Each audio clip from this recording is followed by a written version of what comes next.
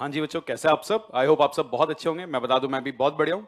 तो आज के बच्चों में ये वीडियो रिकॉर्ड कर रहे हैं अपने सीए फाइनल स्टूडेंट्स के लिए। और आज एक कंपनी एक्ट का बड़ा ही इंपॉर्टेंट सा और मैं कहूंगा इंटरेस्टिंग सा चैप्टर हम स्टार्ट करने जा रहे हैं, जिसकी रिवीजन आज की इस क्लास में हम टारगेट करेंगे। वीडियो के टाइटल से आप सब गेस कर ही चुके हैं। आज जिस चैप्टर को बेटा हम रिवाइज करने जा रहे हैं वो आ रहा है हमारा chapter of inquiry, inspection and investigation. तो कंपनीज एक्ट का जो ये चैप्टर है, ये सीए फाइनल लेवल पर मैं अगर मैं कहूं तो आपके कंपनीज एक्ट में चैप्टर नंबर 4 रहता है। और इसी चैप्टर को बेटा आज इस रिवीजन वीडियो के थ्रू हम करेंगे टारगेट। तो इसको हम रिवाइज करने जा रहे हैं। चैप्टर बेटा आसान तो बहुत ज्यादा है। इस चैप्टर में कहीं भी इंटरप्रिटेशन का कोई ऐसा सेक्शन है जिससे माथा बहुत ज्यादा लगाना पड़े। तो चैप्टर इजी बहुत है। बस दिक्कत कहां आती है, यहां पर सेक्शंस के अरेंजमेंट में। इस चैप्टर के जिस तरीके से सेक्शंस अरेंज्ड हैं, अगर आप स्ट्रीमलाइन फ्लो में सीधा उन्हें पढ़ते जाएंगे, फिर कई जगहों पर कंफ्यूजन आ जाती है कि सर कहां इंस्पेक्शन है, कहां इंक्वायरी है, इन्वेस्टिगेशन क्या है, इंटरलिंकेजेस कैसे हैं। तो उन्हीं इंटरलिंकेजेस को कराते हुए मैं आपको ये चैप्टर रिवाइज करूंगा। एंड वो सारे इंटरलिंकेजेस के साथ जब हम इस चैप्टर को रिवाइज कर जाएंगे, आई एम प्रीटी श्योर उसके बाद ये चैप्टर आपको कभी भी दिक्कत नहीं देने वाला। तो बेटा यही चैप्टर अब हम रिवाइज करेंगे, इंक्वायरी, इंस्पेक्शन एंड इन्वेस्टिगेशन।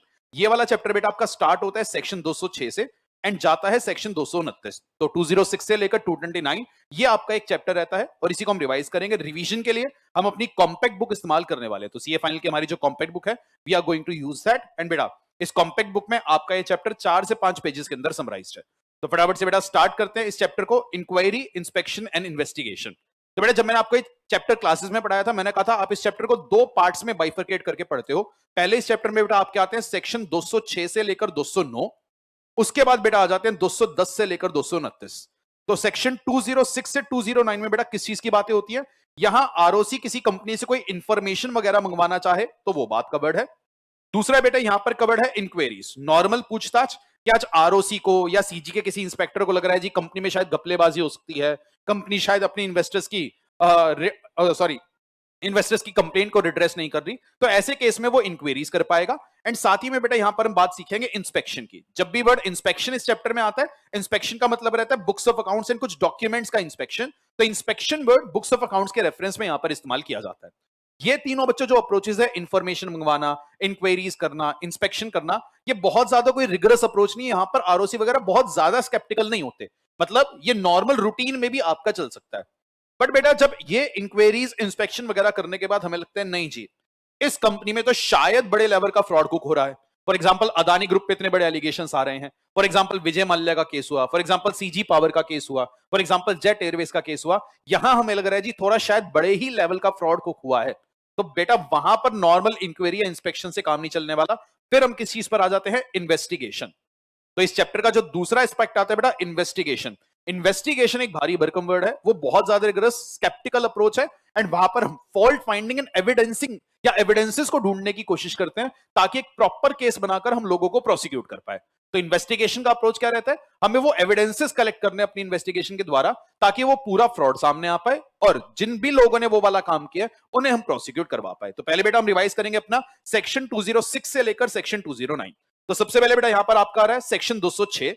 जो सेक्शन 206 है बेटा ये आपका 3 पार्ट्स में डिवाइडेड है। सबसे पहले यहां पर आपका सब सेक्शन 1 to 3 आता है, जहां पर आरओसी को पावर दी जाती है कोई भी इंफॉर्मेशन मंगवाने की। तो इसने कहा जी आज अगर आरओसी कंपनी या उसके ऑफिसर से कोई भी इंफॉर्मेशन किसी भी रिस्पेक्ट में मंगवाना चाह रहा है, आरओसी को वो पावर है। फॉर एग्जांपल कंपनी ने वो बहुत हैवी अमाउंट्स के बेड डेट्स को राइट ऑफ किया, कंपनी ने बायबैक कर रखा है, तो आज आरओसी चाह रहा है जी इतने ज्यादा अमाउंट के बेड डेट्स कैसे राइट ऑफ हो गए, उस चीज के लिए मुझे कंपनी से कुछ जानकारी चाहिए, वो ये इंफॉर्मेशन मंगवा सकता है। कंपनी आपने जो बायबैक किया, बायबैक करते वक्त क्या आपने सेक्शन 68 सही से कंप्लाई किया या नहीं, आरओसी को लग रहा है जी शायद कुछ कंडीशंस ब्रेक हुई हैं, तो फर्दर वो इंफॉर्मेशन मांगना चाहता है। आरओसी के पास ये पावर है कि वो एक रिटर्न नोटिस सर्व करके कंपनी से वो इंफॉर्मेशन मंगवा पाएगा। जैसे ही बेटा ये रिटर्न नोटिस सर्व होगा, कंपनी और उसके ऑफिसर्स की क्या जिम्मेवारी होगी कि वो ये रिक्विजिट इंफॉर्मेशन आरओसी को फर्निश करेंगे। फॉर एग्जांपल बेटा कंपनी ने बायबैक 3 साल पहले किया था, 3 साल पहले तो मिस्टर अजय उस कंपनी में डायरेक्टर थे, पर आज वो डायरेक्टर नहीं है, तो क्या फिर भी मिस्टर अजय से जानकारी मंगवाई जा सकती है? Answer is yes. यहां पर साथ साथ क्या लिखा गया, अगर उस पास्ट पीरियड के दौरान आप एक पास्ट ऑफिसर रहे थे, इवन दो आप आज ऑफिसर नहीं है, आपको आरओसी को भी इंफॉर्मेशन प्रोवाइड करनी पड़ेगी। पेपर के लिए बेटा ये पॉइंट बड़ा इंपॉर्टेंट है, इस पर सवाल आए हुए हैं। एंड लास्टली भाई जैसी कंपनी आपको जानकारी फर्निश कर देती है, अगर उसके बाद आरओसी आपको फर्दर कोई एडिशनल इंफॉर्मेशन चाहिए, फिर से आप एक एडिशनल रिटर्न नोटिस सर्व करिए, आपको वो जानकारी प्रोवाइड की जाएगी। तो बेटा सेक्शन 206 में ये पहला एस्पेक्ट आया इंफॉर्मेशन मंगवाने का। अगला एस्पेक्ट बेटा इस सेक्शन के अंदर आया इंक्वायरी का। कि यहां पर इंक्वायरी अगर हम करना चाह रहे हैं, पहली पावर इस सेक्शन में इंक्वायरी की किसको दी गई है? आरओसी को। कि अगर आरओसी के पास जो इंफॉर्मेशन अवेलेबल है उसके बेसिस पर, या अगर आरओसी के पास कोई कंप्लेन आ जाती है उसके बेसिस पर आरओसी को लग रहा है शायद जी कंपनी का बिजनेस फ्रॉडुलेंटली चल रहा है या कंपनी इन्वेस्टर्स के ग्रीवेंसेस को रिजॉल्व नहीं कर रही, तो ऐसे केस में वो एक रिटर्न ऑर्डर पास करके इंक्वायरीज कंडक्ट कर सकता है। तो ये पावर आरओसी को दी गई। और बेटा ध्यान रखना, यहां पर एक बार एक सवाल आया था कि किसी ने आरओसी को कंप्लेन करी, आरओसी ने इंक्वायरी स्टार्ट कर दी और बाद में उसने अपनी कंप्लेन विड्रॉ कर ली, तब भी क्या आरओसी अपनी इंक्वायरी कंटिन्यू रख पाएगा? The answer is yes. तो एक पावर तो आरओसी के पास है कि वो सुओ मोटो इंक्वायरीज कर सकता है। दूसरी पावर यहां दी गई है बेटा सेंट्रल गवर्नमेंट को, कि अगर सेंट्रल गवर्नमेंट को किसी भी कंपनी में कोई इंक्वायरी करवानी है तो सेंट्रल गवर्नमेंट आरओसी या अपने किसी इंस्पेक्टर को बोलकर कंपनी वो इंक्वायरी करवा सकता है। तो सेक्शन का दूसरा एस्पेक्ट आ गया बेटा इंक्वायरी का। एंड तीसरा और आखिरी एस्पेक्ट जो सेक्शन 206 में आया, किसी इसका आया? Inspection of books. कि आज अगर सेंट्रल गवर्नमेंट को जरूरत लगे तो वो इंस्पेक्टर या किसी भी स्टैट्यूटरी अथॉरिटी को बोलकर किसी भी कंपनी के बुक्स ऑफ अकाउंट्स को इंस्पेक्ट करवा सकता है। स्टैट्यूटरी अथॉरिटी में सर क्या आ जाएगा? फॉर एग्जांपल बैंकिंग कंपनी है तो आरबीआई को बोल दिया, लिस्टेड कंपनी है तो सेबी को बोल दिया। तो किसी भी स्टैट्यूटरी अथॉरिटी को बोलकर आप किसी भी कंपनी के बुक्स ऑफ अकाउंट्स का इंस्पेक्शन करवा सकते हो। तो यह है बेटा सबसे पहला सेक्शन 206। अब जैसे ही बेटा सेक्शन 206 में कोई इंक्वायरी या इंस्पेक्शन स्टार्ट हुआ तो कंपनी और उसके ऑफिसर्स की क्या जिम्मेवारी है? तो जी कंपनी आपके जितने भी ऑफिसर्स या इंप्लॉइज हैं वो requisite books of accounts and papers inspection या इंक्वायरी के लिए फर्निश करेंगे। तो जो भी आरओसी या इंस्पेक्टर आकर वो इंक्वायरी या इंस्पेक्शन कर रहा है, आपको पूरा सहयोग उनका देना होगा। अगर आपने सहयोग नहीं दिया तो इस सेक्शन के अंदर आपको पेनलाइज भी किया जाता है। और एक सबसे इंपॉर्टेंट बात बेटा यहां क्या, कि जो डायरेक्टर सहयोग नहीं दे रहा उस डायरेक्टर को डिस्क्वालीफाइड मान लिया जाता है। और ध्यान रखना, वो उस कंपनी में साथ साथ बाकी जिस भी कंपनी में डायरेक्टर है हर जगह उसका ऑफिस वेकेट हो जाएगा और किसी भी नई कंपनी में वो डायरेक्टर नहीं बन पाएगा। ये वाला पॉइंट इंपॉर्टेंट है, इस पर सवाल आए हुए हैं तो ध्यान रखना। डायरेक्टर के डिस्क्वालिफिकेशन बेटा नॉर्मली सेक्शन 164 में पढ़ते हैं, पर यह भी एक स्पेशल केस आ जाता है जहां डायरेक्टर को डिस्क्वालिफाइड मान लिया जाता है। साथ में सेक्शन 207 ने क्या कहा कि जब आरओसी और इंस्पेक्टर कोई भी इंक्वायरी या इंस्पेक्शन करेंगे उस दौरान हमने उनको सिविल कोर्ट जैसी कुछ पावर्स दे दी। मतलब नॉर्मली जो पावर एक सिविल कोर्ट के पास रहती है कोड ऑफ सिविल प्रोसीजर में, कोर्ट वाली कुछ पावर्स हम उन्हें दे रहे हैं। कैसी पावर जी? कि वो सम्मन इशू करके किसी को भी अपने पास बुला सकते हैं, कोई भी डॉक्यूमेंट अपने पास मंगवा सकते हैं, कोई भी डॉक्यूमेंट किसी भी जगह वो इंस्पेक्ट करना चाहे ये पावर इनके पास आ जाएगी। और बड़ा इंस्पेक्शन के दौरान आप किसी भी बुक्स ऑफ अकाउंट्स का फोटोकॉपी ले सकते हो, कोई आइडेंटिफिकेशन मार्क्स आपको प्लेस करने हैं वो सब भी आपको परमिट किया जाएगा। तो 206 में बेटा इंफॉर्मेशन इंक्वायरी हुई और इंस्पेक्शन हुई, उसके बेसिस पर 207 के अंदर कंपनी और उसके डायरेक्टर्स ने पूरा सहयोग दिया और फाइनली बेटा जो इंस्पेक्टर या आरओसी आएगा वो करेगा अपनी इंस्पेक्शन की रिपोर्ट तैयार। तो उसने जो भी इंक्वायरी या इंस्पेक्शन किया है उसके बेसिस पर वो अपनी रिपोर्ट रेडी करता है बेटा, और वो रिपोर्ट किसको सबमिट की जाती है? सेंट्रल गवर्नमेंट को। तो the report will be submitted to CG. और बेटा वो रिपोर्ट जब सीजी को देता है वो सेंट्रल गवर्नमेंट को क्या कहे? अरे सीजी कोई दिक्कत नहीं, मैंने इंस्पेक्शन इंक्वायरी कर लिया, सब कुछ ठीक ठाक है, अदानी ग्रुप में ऐसा कुछ नहीं हुआ। या दूसरा केस क्या हो सकता है? वो कहेगा सीजी मैंने ना इंक्वायरी इंस्पेक्शन करी, मुझे लग रहा है अदानी ग्रुप में कुछ बड़ा घपला है, तो मैं आपको एक रिकमेंडेशन दे रहा हूं, मेरे हिसाब से यहां पर आपको करवाना चाहिए अब इन्वेस्टिगेशन। दैट इज उसे कुछ फॉल्ट्स मिले एंड ही इज एक्सपेक्टिंग कि कंपनी में कुछ बड़ा फ्रॉड कुक हुआ है, तो वो सेंट्रल गवर्नमेंट को क्या रिकमेंडेशन देगा कि सीजी इस केस में आप करवाइए इन्वेस्टिगेशन।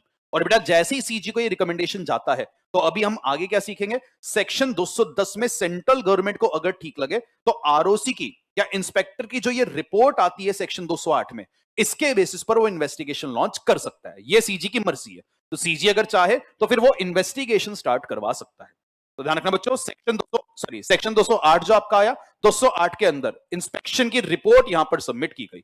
एंड फाइनली बेटा यहां पर सेक्शन 209 आता है, यह भी आपका इंपॉर्टेंट रहता है कि अगर इंक्वायरी या इंस्पेक्शन के दौरान सर्च या सीजर करने की जरूरत पड़ जाए, फॉर एग्जांपल आरओसी या इंस्पेक्टर को क्या लग रहा है कि जी मैं उस कंपनी में इंक्वायरीज कर रहा हूं या इंस्पेक्शन करने जा रहा हूं, पर मुझे लग रहा है उस कंपनी को जैसी इंस्पेक्शन और इंक्वायरी की भनक लगेगी वो कंपनी अपने कुछ डॉक्यूमेंट्स छुपा सकती है, कुछ पेपर्स को जला सकती है, हो सकता है उन्हें सीक्रेट करके रख दे। तो इस केस में वो चाहते हैं जी कि मैं उस कंपनी की प्रीमाइसेस में एंटर करके उस प्रीमाइसेस में से उस डॉक्यूमेंट को जब्त करके सीज करके लाना चाहता हूं। आप कह सकते हैं इनडायरेक्टली वो रेड मारना चाह रहा है और वो डॉक्यूमेंट उठाकर लाना चाहता है। तो बेटा क्या आरओसी एंड इंस्पेक्टर के पास ये पावर है? बट बेटा क्या इनकी ये पावर्स इतनी वाइड है कि किसी भी कंपनी में किसी भी दिन घुस जाएं और घुस करके कंपनी के बुक्स ऑफ अकाउंट्स उठा लें? नहीं। लॉ ने क्या कहा? आरओसी और इंस्पेक्टर आप अपनी इस पावर का मिसयूज नहीं करोगे, इसलिए आपको सर्च एंड सीजर करने के लिए पहले अप्रूवल लेना पड़ेगा स्पेशल कोर्ट से। तो क्या कहा बेटा इस सेक्शन ने? वेयर आरओसी और inspector has reasonable ground to believe that books and papers of company are likely to be destroyed, mutilated, altered, falsified, secreted etcetera. He may after obtaining the approval of special court. ध्यान रखना बेटा, special court का approval जरूरी है। इस पर भी institute का एक सवाल था कि आरओसी के पास 11 बजे कंप्लेन पहुंची कि कंपनी अपने बुक्स ऑफ अकाउंट छुपाने वाली है, 11:30 बजे उसने सर्च एंड सीजर करके उन बुक्स को सीज कर लिया। बताइए क्या ठीक है?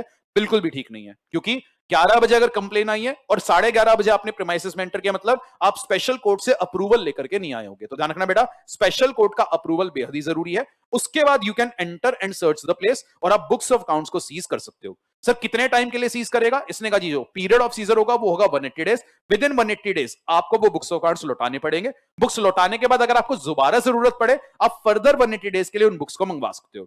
और बुक्स ऑफ अकाउंट्स लौटाते वक्त अगर आप उन बुक्स में कोई मार्क्स ऑफ आइडेंटिफिकेशन प्लेस करना चाहो, उसमें से किसी पेज की फोटोकॉपी वगैरह लेना चाहो, तो ये सब आपको अलाउ हो जाएगा। तो ये आपका है बेटा सेक्शन 206 से लेकर सेक्शन 209। एक बार मैं रिपीट कर देता हूं। 206 के अंदर बेटा हमने क्या देखा? इंफॉर्मेशन मंगवाना, इंक्वायरी करना या इंस्पेक्शन करना, ये 3 पावर थी।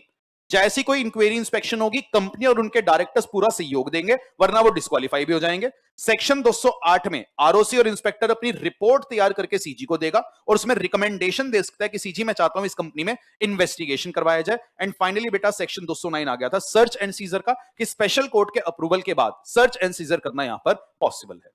तो ये तो बेटा इस चैप्टर का पहला पड़ाव पूरा हो जाता है, जहां पर हम ये इंक्वायरी और इंस्पेक्शन की बातें सीख लेते हैं। आगे अब बेटा बातें स्टार्ट होती है इन्वेस्टिगेशन की। और इस चैप्टर में जो अगला टॉपिक हम सीखते हैं वो सीखते हैं बेटा टाइप्स ऑफ इन्वेस्टिगेशन, क्योंकि इस चैप्टर में होने वाला इन्वेस्टिगेशन अलग अलग हो सकता है। सबसे पहला टाइप ऑफ इन्वेस्टिगेशन बेटा जो यहां आता है वो कौन सा आता है? सेक्शन 210 में। और सेक्शन 210 में इन्वेस्टिगेशन कौन करा सकता है? Central government. ध्यान रखना, कंपनीज एक्ट के लिए सेंट्रल गवर्नमेंट मींस एमसीए। तो यहां पर सीजी को पावर दी गई है कि आप किसी भी कंपनी में इन्वेस्टिगेशन करवा सकते हो, सबसे पहले सेक्शन नंबर 210 में। और बेटा सीजी कब कब इन्वेस्टिगेशन करा सकते हैं, ध्यान रखना। यहां पर आते हैं 4 केसेस।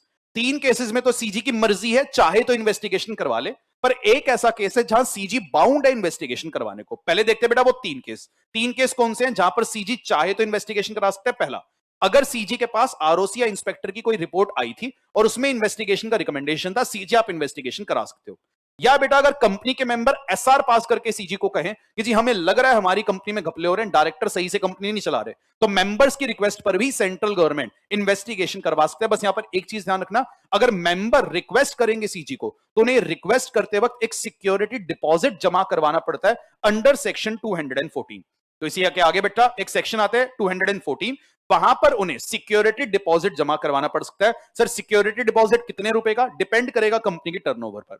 अगर टर्नओवर 50 करोड़ तक थी 10,000 का, 50 करोड़ से ज्यादा थी पर 200 करोड़ तक थी तो 15,000, और 200 करोड़ से ज्यादा की टर्नओवर है तो 25,000 रुपए का सिक्योरिटी डिपॉजिट आपको जमा कराना है। ध्यान रखना बेटा, ये फीस नहीं है, ये है डिपॉजिट। डिपॉजिट का मतलब क्या है? अगर मेंबर ने सीजी को इन्वेस्टिगेशन के लिए कहा था, सीजी ने इन्वेस्टिगेशन किया और इन्वेस्टिगेशन सही निकला, उसके बेसिस पर कोई प्रोसिक्यूट हुआ, तो आपका ये डिपॉजिट आपको कर दिया जाएगा रिफंड। ये डिपॉजिट की रिक्वायरमेंट सिर्फ इसलिए है ताकि कोई भी फ्रिवलेस बेसलेस कंप्लेंट्स फाइल ना करे।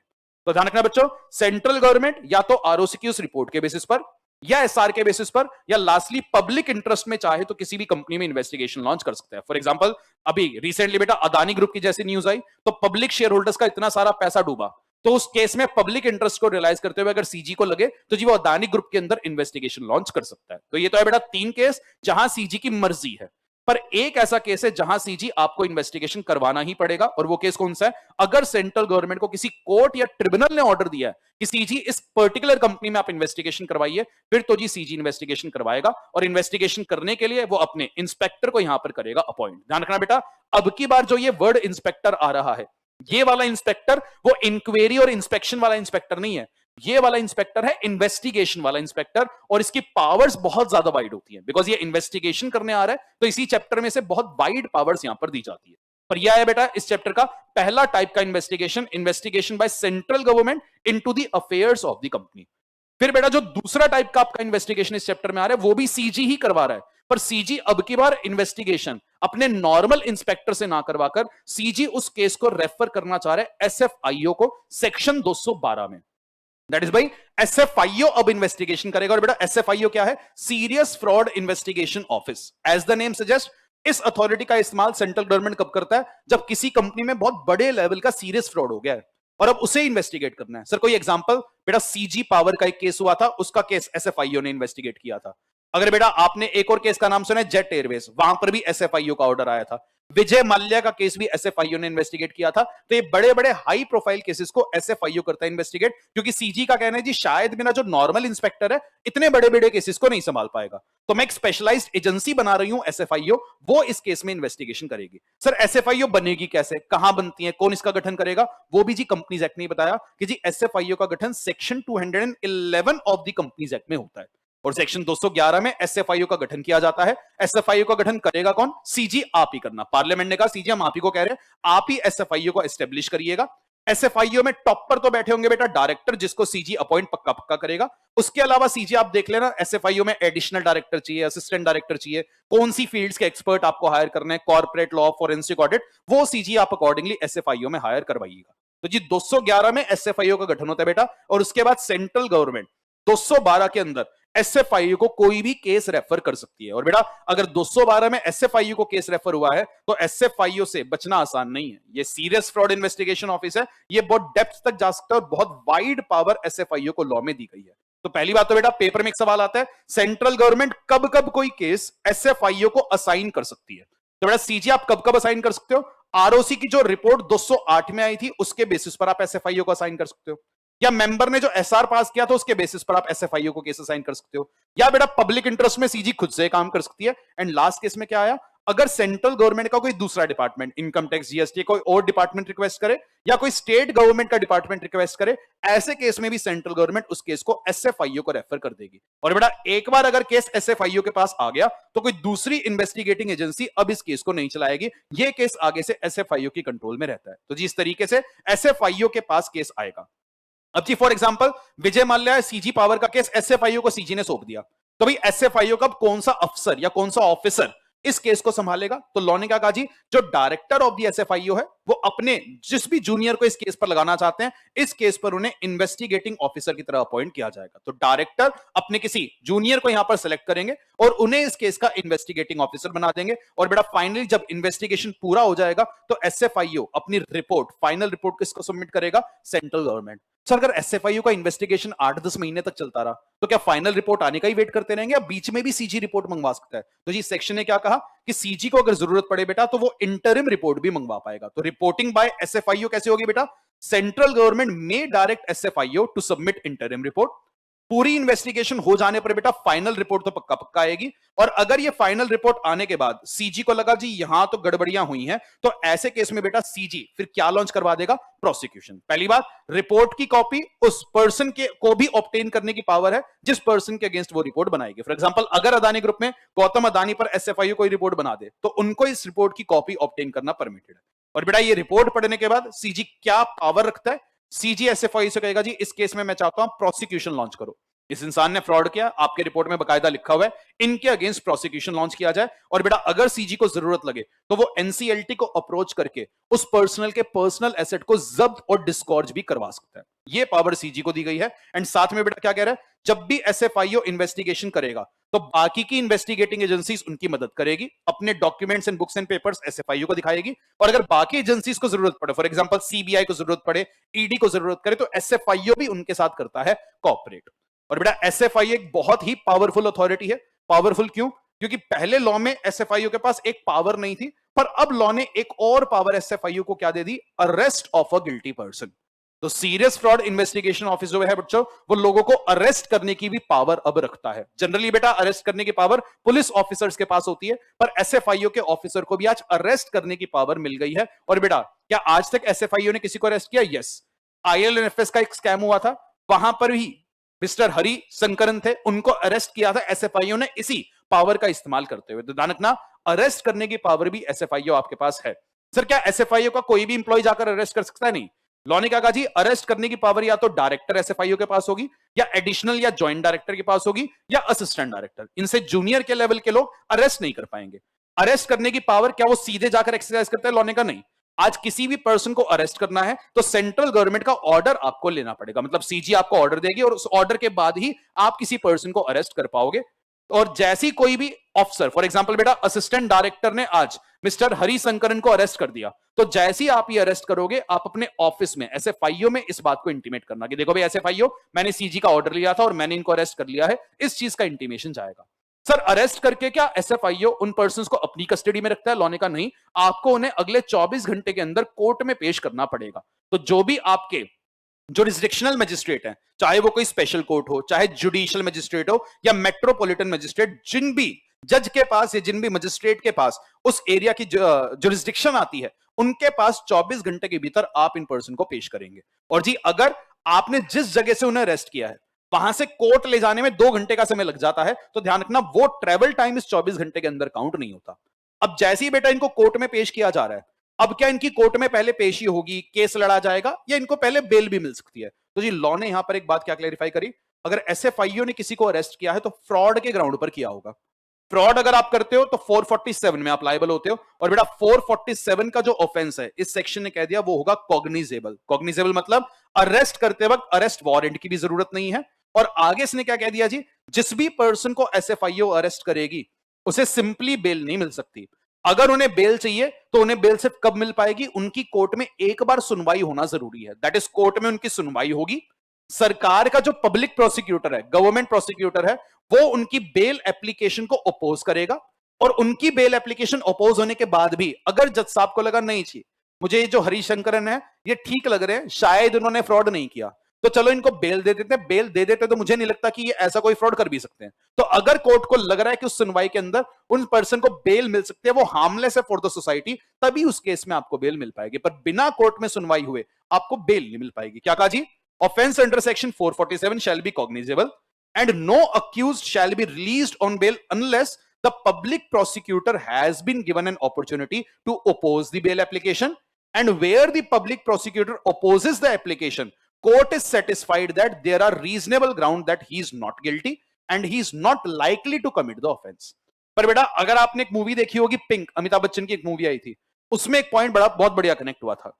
3 ऐसे केसेस है जिन केसेस के अंदर बेटा जो कोर्ट होता है वो सुनवाई का वेट नहीं करेगा, मतलब सुनवाई होने का, पब्लिक प्रोसिक्यूटर के आने का, बेल के लिए, इन चीजों का वेट नहीं किया जाएगा। कौन से वो 3 केस है, अगर अरेस्ट किसी किया गया किसी ऐसे पर्सन को जो 16 साल से कम है, या किसी विमेन को, या किसी सिक और इन्फर्म को, तो इन्हें जो स्पेशल कोर्ट है वो बिना सुनवाई के भी यहां पर कर सकता है रिलीज। तो ये सारी बातें बेटा बच्चों आपके आई एसएफआईओ सेक्शन 212। एंड ये दूसरा टाइप का इन्वेस्टिगेशन है जो इस चैप्टर में हो सकता है। तो ध्यान रखना, पहला इन्वेस्टिगेशन 210 में सीजी ने करवाया था into the affairs by an inspector. 212 में भी इन्वेस्टिगेशन सीजी ने ही करवाया है, पर किसके द्वारा, एसएफआईओ के द्वारा। तीसरा टाइप का जो इन्वेस्टिगेशन बेटा यहां पर हो रहा है वो हो रहा है आपका सेक्शन 213 में, जो एनसीएलटी करवाता है। दैट इज एनसीएलटी ऑर्डर देकर के किसी भी कंपनी में इन्वेस्टिगेशन करवा सकते हैं। ध्यान रखना, एनसीएलटी खुद इन्वेस्टिगेशन नहीं करेगा। ये सेक्शन क्या बोलेगा, एनसीएलटी आप सीजी को ऑर्डर देकर कहना, और अगर आप सीजी को ऑर्डर देते हो तो बेटा सीजी के लिए मैंडेटरी होता है वो वाला इन्वेस्टिगेशन करवाना। तो एनसीएलटी को अगर सही लगे वो सेंट्रल गवर्नमेंट को ऑर्डर देकर किसी भी कंपनी का इन्वेस्टिगेशन करवा सकता है। अब सर एनसीएलटी क्यों किसी कंपनी का इन्वेस्टिगेशन करवाएगा, तो जी शायद एनसीएलटी के पास कंप्लेन आई होगी। सर कंप्लेन लेकर कौन आ सकता है, तो जी सेक्शन ए का कंप्लेन लेकर कुछ मेंबर्स आ सकते हैं, या कंप्लेन लेकर एनी अदर पर्सन भी यहां पर आ पाएगा। तो देखते हैं भाई कब कब एनसीएलटी के पास कौन कौन कंप्लेन लेकर जा सकता है। तो आते हैं भाई सेक्शन 213 पर। इसने क्या कहा, एनसीएलटी या तो आपके पास कंप्लेन लेकर आ सकते हैं मेंबर्स। कितने मेंबर जी, अगर तो कंपनी में शेयर कैपिटल नहीं है तो कंप्लेन लेकर आएंगे कम से कम कंपनी के 20% टोटल नंबर ऑफ मेंबर्स। तो अगर कंपनी में 100 मेंबर थे, 20 मेंबर्स की कंप्लेन आनी चाहिए।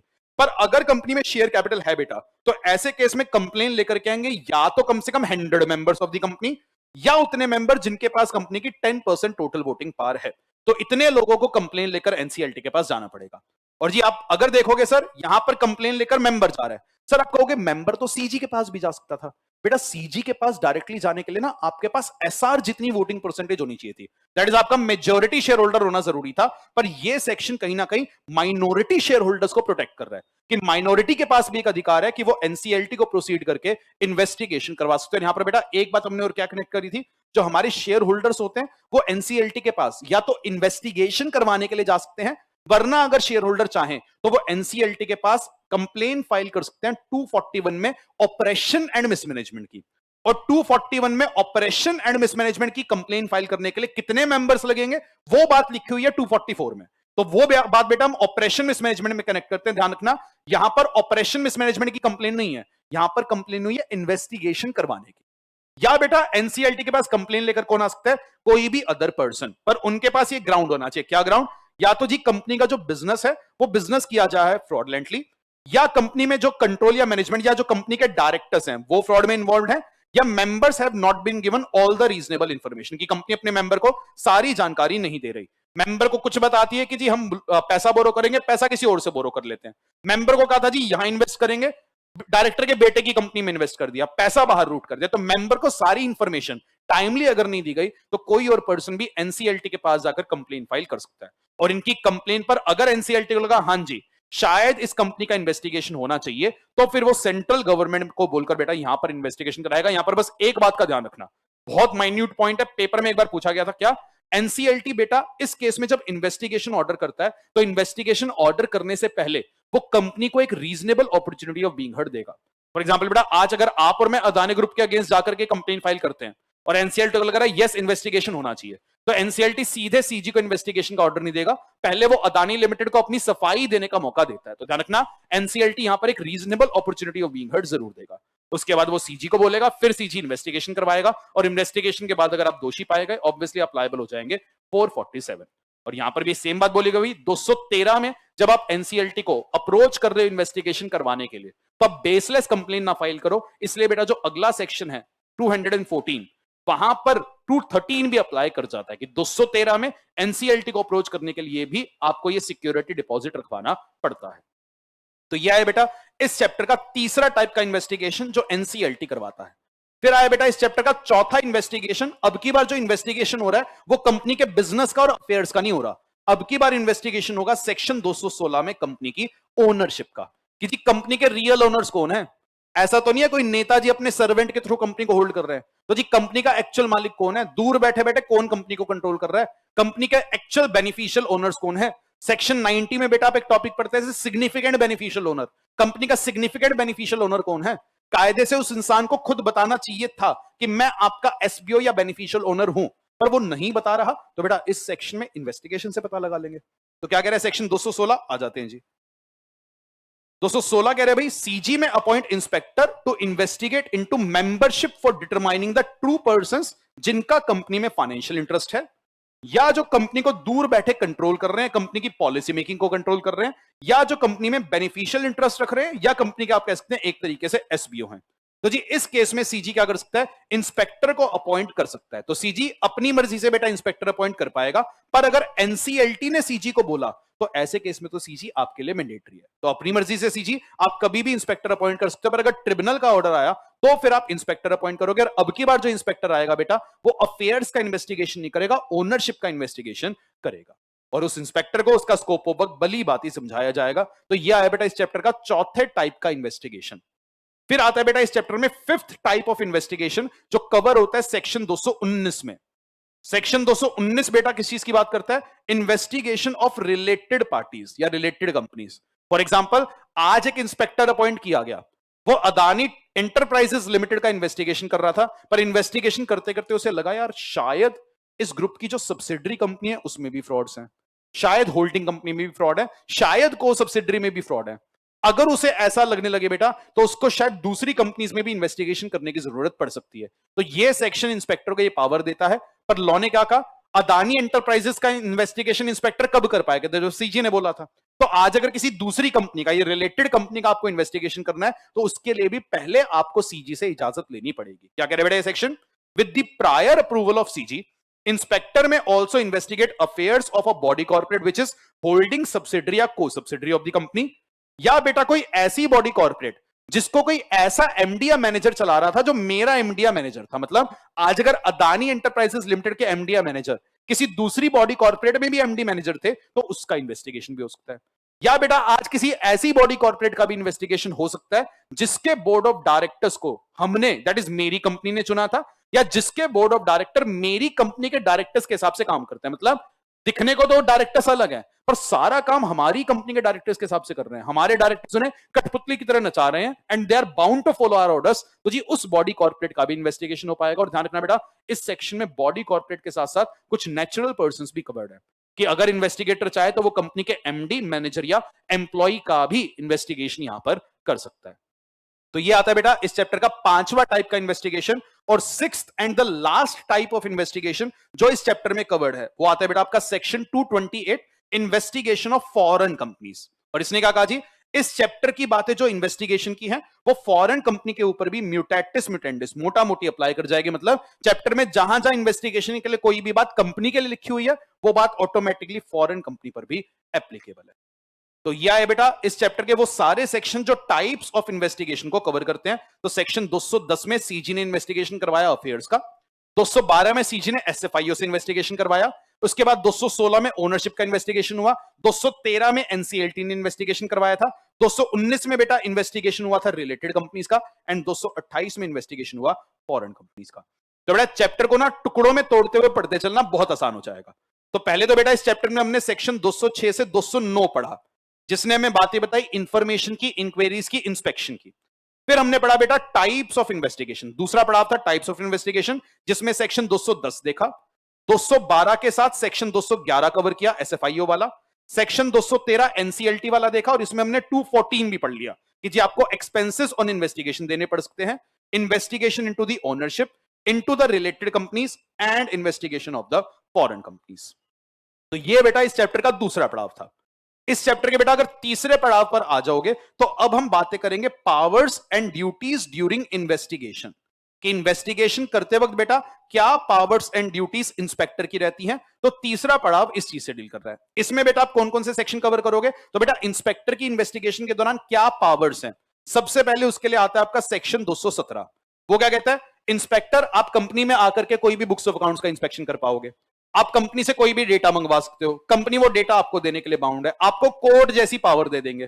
कोर्ट जैसी पावर मतलब आप सम्मन इश्यू करके किसी को बुला सकते हो, ये सारी पावर बेटा उन्हें दी गई है। तो इन्वेस्टिगेशन के दौरान ये पावर्स जो है इंस्पेक्टर की, ये लिखी हुई है सेक्शन 217 में। और ध्यान रखना, अगर कोई कंपनी 217 में इंस्पेक्टर के साथ कोऑर्डिनेशन ना करे, उन्हें सहयोग ना दे, तो ऐसे केस में बेटा इस सेक्शन में भी सेक्शन 207 की तरह इस कंपनी के डायरेक्टर्स को मान लिया जाएगा डिस्क्वालीफाइड, और आप किसी भी कंपनी में डायरेक्टर नहीं रह पाओगे। तो 207 जैसा ही ये सेक्शन ड्राफ्टेड है, बट 207 आपका कब लगता था, इंक्वायरी और इंस्पेक्शन में। 217 कब लगता है बेटा, इन्वेस्टिगेशन में। तो एक तो बेटा यहां पर ये सेक्शन आएगा। इसके बाद अगली बात हम पढ़ेंगे सेक्शन 220 की, सर्च एंड सीजर। इंस्पेक्टर आपको सर्च एंड सीजर की पावर है। सर सर्च और सीजर के बाद तो ऑलरेडी 209 में थी। 209 में सर्च एंड सीजर हो रहा था इंक्वायरी इंस्पेक्शन के दौरान, यहां सर्च और सीजर हो रहा है इन्वेस्टिगेशन के दौरान। तो अगर इन्वेस्टिगेशन के दौरान सर्च एंड सीजर करना है, इंस्पेक्टर को बहुत वाइड पावर्स है, वो बिंदास ये सर्च एंड सीजर कर सकता है बिना किसी स्पेशल कोर्ट के अप्रूवल के। और यहां कोई 180 दिन की लिमिट भी नहीं आई बेटा। जो इंस्पेक्टर है वो इन बुक्स को सीज करने के बाद जब तक इन्वेस्टिगेशन चलेगा अपने पास रख सकता है। तो अगली जो इसकी जिम्मेवारी या पावर आप कह सकते हैं एक तरह से क्या आ रही है, सर्च एंड सीजर की। तो ये एक पावर दी गई। अगली पावर बेटा फिर इस चैप्टर ने दी सेक्शन 221 में एनसीएलटी को, कि जी इन्वेस्टिगेशन के दौरान एनसीएलटी, अगर आपको लग रहा है कि कंपनी अपने एसेट्स बेच सकती है, किसी और को सस्ते में ट्रांसफर कर सकती है, और वो अपने एसेट्स को डिस्पोज ऑफ करने की कोशिश कर रही है, तो एनसीएलटी बेटा ऐसे केस में कंपनी के एसेट्स को कर सकता है फ्रीज। कितने सालों के लिए, 3 सालों के लिए। अगला सेक्शन बेटा जो आया पावर्स का, वो आया 222। यहां भी एनसीएलटी को पावर दी गई कि एनसीएलटी को लग रहा है जी कंपनी की ये सिक्योरिटी शेयर होल्डर बेच सकता है, तो ऐसे केस में सिक्योरिटीज पर भी रिस्ट्रिक्शन लगा सकते हैं कि कंपनी ऐसा कोई नया शेयर आप इशू नहीं कर सकते, ये डिवेंचर ट्रांसफर नहीं होगा। तो एनसीएलटी बेटा सिक्योरिटीज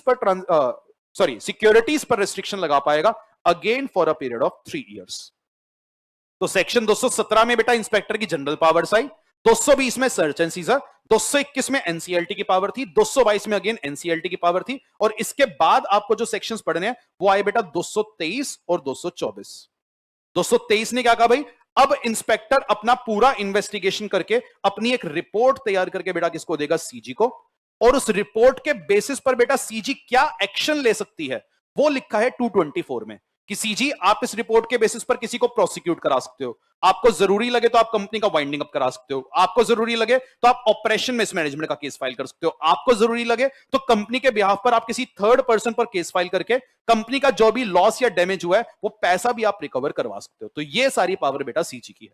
ये आ जाता है बेटा इस चैप्टर का तीसरा पड़ाव, that is powers and duties of the inspector. पढ़ते हैं बेटा एक करके, सेक्शन 217, 220, 21, 22, 23, 24। सिंपल सा बताओ।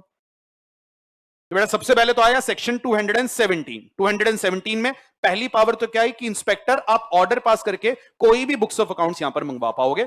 जो बुक्स ऑफ अकाउंट्स आप यहां पर मंगवा रहे हो, ध्यान रखना बेटा, ये सर्च एंड सीजर नहीं है, नॉर्मली बुक्स मंगवाए गए हैं, तो इनको इंस्पेक्टर आप मंगवा सकते हैं 180 दिन के लिए, दोबारा जरूरत पड़े तो फिर से फर्दर 180 डेज के लिए आप ये बुक्स मंगवा पाएंगे।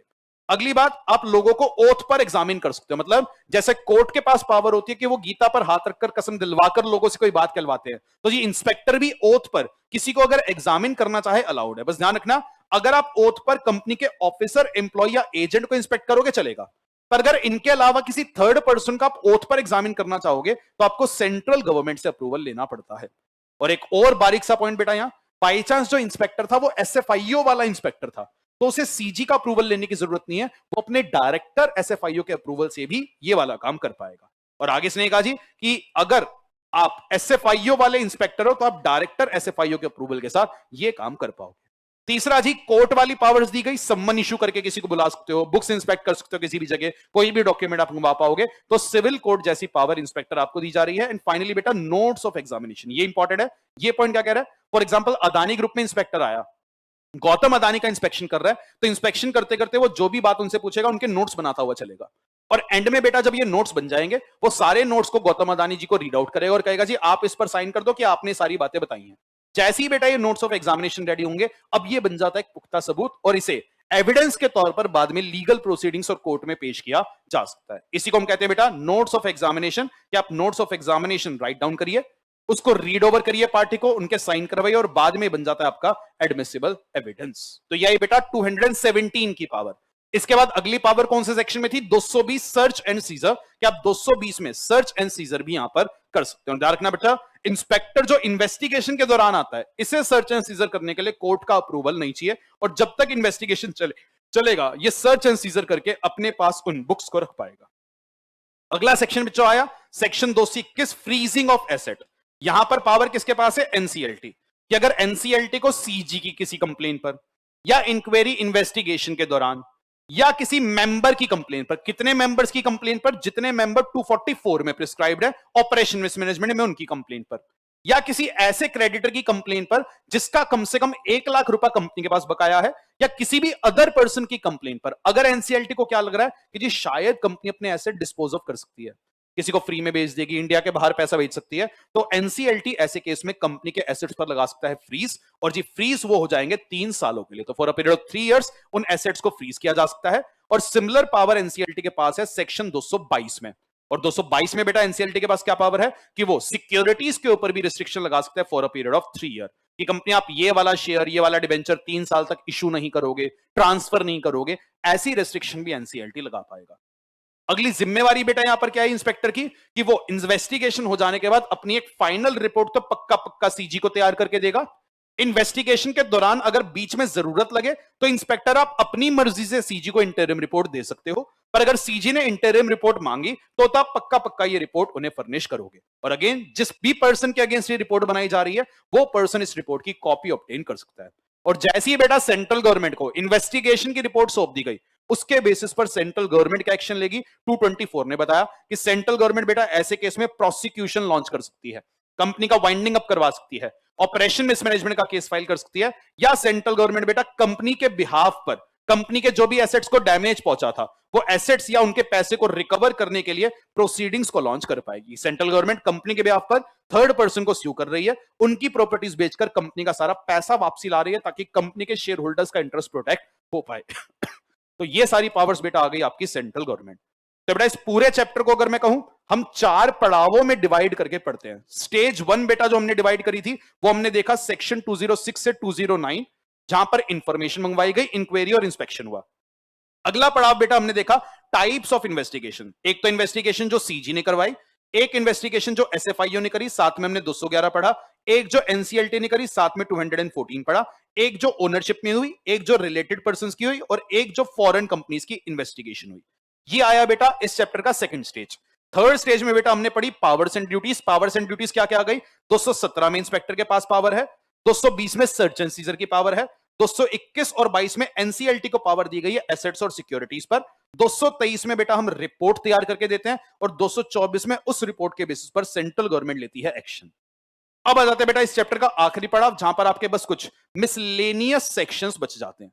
तो कुछ मिसलेनियस सेक्शन से बेटा जो यहां पर बच जाते हैं, जिसमें आपका पहला सेक्शन तो कौन सा आ जाता है 215। ये कुछ भी खास नहीं कहता, ये क्या कहता है बस कि जो इंस्पेक्टर होगा वो होना चाहिए नेचुरल पर्सन। कंपनी आप किसी भी बॉडी, कॉर्पोरेट फर्म या एसोसिएशन को इंस्पेक्टर अपॉइंट नहीं करोगे। अगला बेटा यहां पर जो आ जाता है वो आ जाता है 218। ये बड़ा इंपॉर्टेंट है कि भाई इन्वेस्टिगेशन चल रहा है, तो इन्वेस्टिगेशन के दौरान हमने एम्प्लॉय से पूछताछ करी और एम्प्लॉय ने इंस्पेक्टर की मदद कर दी। डायरेक्टर्स ये चीज देख रहे तो उन्हें ये चीज पसंद नहीं आई, वो उस एम्प्लॉय को लात मारकर निकालना चाह रहे हैं या उसको डिमोट करना चाह रहे हैं। तो ये सेक्शन बेटा एम्प्लॉयज को करता है प्रोटेक्ट कि इन्वेस्टिगेशन के दौरान कंपनी, अगर आप अपने किसी भी एम्प्लॉय को लात मारकर निकालना चाहोगे, ऐसे केस में आपको ट्रिब्यूनल का अप्रूवल लेना पड़ता है। पहले बेटा ये दो सेक्शन पढ़ लेते हैं। आज ये सेक्शन 215 पर, तो 215 ने तो बस यही कहा कि जी कोई भी फर्म, बॉडी, कॉर्पोरेट इंस्पेक्टर की तरह अपॉइंट नहीं होगी।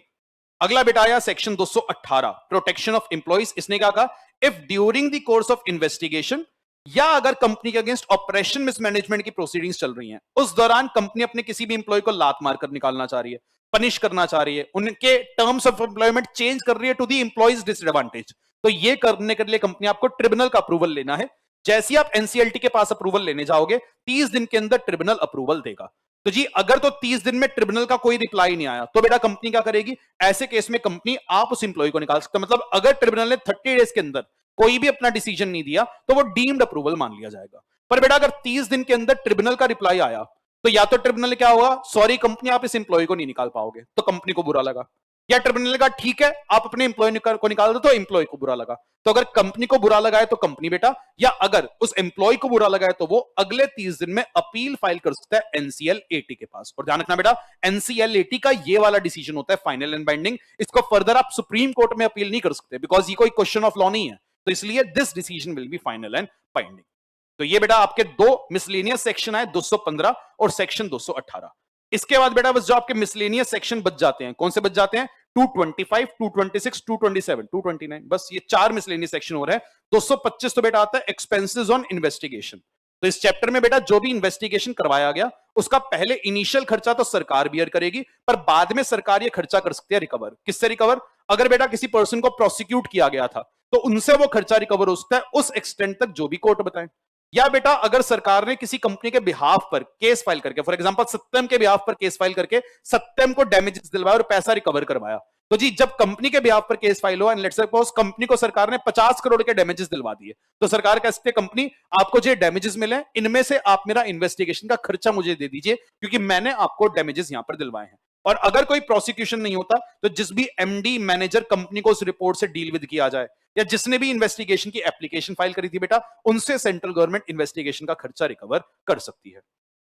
अगला सेक्शन है बेटा 226। इस पर भी सवाल आए हुए हैं कि आज अगर किसी कंपनी पर बेटा ऑपरेशन मिसमैनेजमेंट का केस चल रहा है, या मेंबर ने एसआर पास कर दिया और वो अपनी कंपनी को बंद करवाने जा रहे हैं, या ऑलरेडी कंपनी वाइंडिंग अप में है और इस दौरान हमें कोई इन्वेस्टिगेशन करने की जरूरत पड़ जाए, तो क्या कंपनी ये कहकर बच सकती है, देखो जी मैं तो बंदी होने वाली हूं, मेरा तो केस ऑलरेडी चल रहा है, मेरे अगेंस्ट इन्वेस्टिगेशन लॉन्च नहीं होगा? तो the answer is no. In cases में भी बेटा इन्वेस्टिगेशन कंपनी पर स्टार्ट भी हो सकता है, और अगर एग्जिस्टिंग इन्वेस्टिगेशन है वो फिर भी रहेगा कंटिन्यू।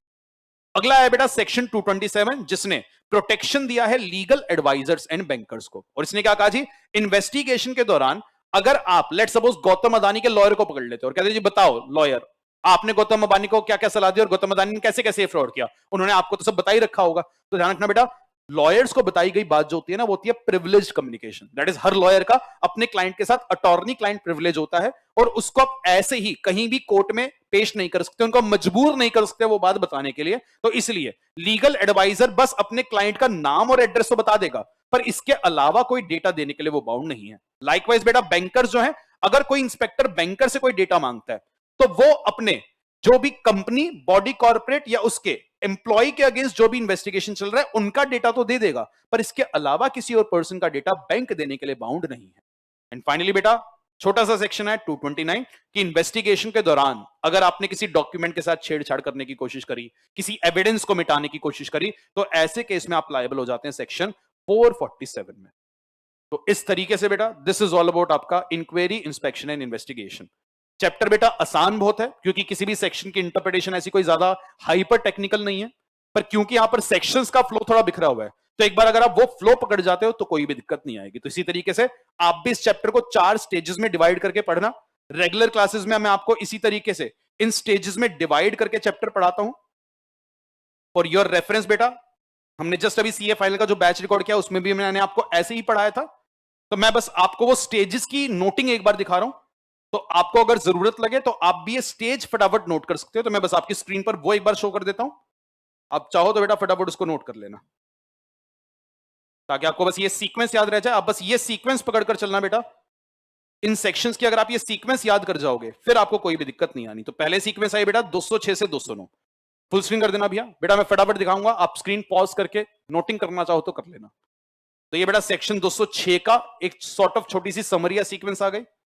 फिर 207, 208, 209, तो ये आया बेटा चैप्टर का स्टेज नंबर 1, 206 से लेकर 207। फिर आया बेटा अगला स्टेज टाइप्स ऑफ इन्वेस्टिगेशन, जिसमें हमने सेक्शन 210 देखा, 212, 213, 16, 19, 12 के साथ हमने सेक्शन 211 भी पढ़ा, और 210 और 13 के साथ हमने सेक्शन 214 वो सिक्योरिटी डिपॉजिट वाली बात लिंक करी। ये आ गया बेटा हमारा स्टेज नंबर 2। फिर आया बेटा हमारा इस चैप्टर का तीसरा पड़ाव powers and duties during investigation. 217 में इंस्पेक्टर की पावर है, 20 में वो सर्च एंड सीजर कर पाएगा, 21-22 में एनसीएलटी की पावर है, 23 और 24 में रिपोर्ट तैयार करके दी जाएगी और उसके बेसिस पर एक्शन लिया जाएगा। एंड फाइनली बेटा ये आ गए आपके मिसलेनियस प्रोविजंस। एंड इस तरीके से बेटा आपका ये पूरा चैप्टर यहां पर हुआ समराइज। मुझे भी लेना भैया। चलिए आई होप बेटा आपने नोटिंग कर ली होगी। एंड आज की इस रिवीजन क्लास को यहीं पर रैप अप करते हैं। आई नो थोड़ा मैं फास्ट गया क्योंकि हमें जल्दी जल्दी सारी बातों को रिवाइज करना था। मेरा पर्पस बस यही था, पेपर से पहले अगर आपको चैप्टर ब्रश अप करना हो इस वीडियो के थ्रू आप कर पाए। जैसी भी आपको ये वीडियो लगी बेटा आप कमेंट बॉक्स में बता सकते हैं, that will be really helpful for me कि आपको ये वीडियो पसंद आई या नहीं। एंड किसी भी बच्चे को अगर ये कॉम्पैक्ट बुक रेफर करनी होगी वो भी आपको हमारी वेबसाइट से मिल जाती है, वीडियो के डिस्क्रिप्शन में आपको लिंक मिल जाएगा, वरना chgupta.com या IGP वेबसाइट जाकर आप कहीं से भी ये वाली बुक एक्सेस कर पाएंगे। तो तब तक के बेटा टेक केयर, आप अपने एग्जाम्स अच्छे से करें, wish you all the success. इसी तरीके की रिवीजन वीडियोस के साथ हम आगे आते रहेंगे। चलिए बेटा टेक केयर, बाय बाय।